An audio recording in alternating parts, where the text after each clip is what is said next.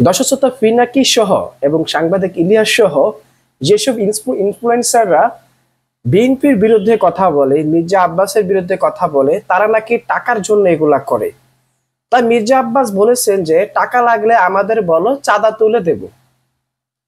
সম্প্রতি মির্জা আব্বাস একটি সংবাদ সম্মেলনে তিনি বিভিন্ন প্রবাসে থাকা বিভিন্ন ইউটিউবারদের বিরুদ্ধে তিনি কথা বলেছেন যে তারা নাকি ফাও পেশাল পারে, তারা নাকি আপনার মিথ্যা গুজব ছড়ায়, যার কারণে তার গায়ে লেগেছে এবং টাকার জন্য নাকি তারা এগুলা করে।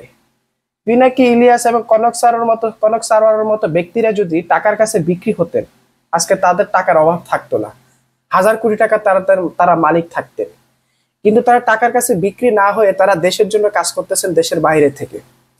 দেশের বাইরে থেকে তারা যে দেশের জন্য দেশপ্রেম দেখাচ্ছেন এবং দেশের জন্য যে সত্য যে আপনার ডকুমেন্টারি গুলো যে তুলে ধরতেছেন, জনগণের চোখে আঙ্গুল দিয়ে দেখিয়ে দিচ্ছে যে কোনটা সত্য কোনটা মিথ্যা, যার কারণে জনগণ তাদেরকে ভালোবাসে, দেশের মানুষ তাদেরকে মন প্রাণ উজাড় করে ভালোবাসে।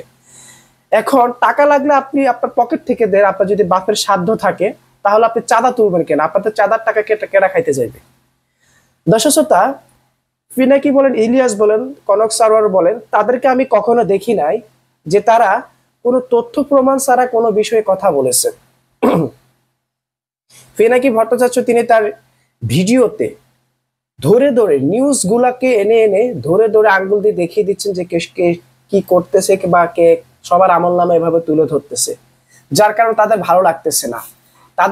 তাদেরকেই লাগতেছে যারা কিনা তাদের পক্ষে সাফাই গাইতেছে, মানে সবকিছু জেনে শুনেও তাদের পক্ষে সাফাই গাইতেছে।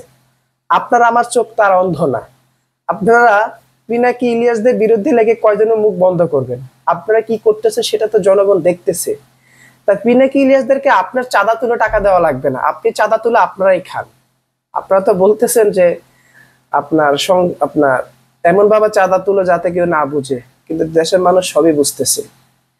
দর্শক শ্রোতা, মির্জা আব্বাসের এমন ফেসবুক পোস্ট রীতিমতো সবকিছু ভাইরাল হয়ে গিয়েছে যে তার এই বক্তব্য কেউ গ্রহণযোগ্য বলে মনে করতেছে না।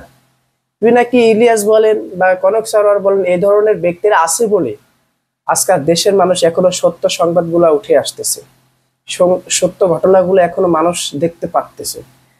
তাহলে আপনারা যে কোন স্বৈরশাসক হতে যাচ্ছেন সেটা অলরেডি জনগণ বুঝেই গিয়েছে। আইসে আবার ওনাদেরকে চাঁদা তুলে টাকা দিত।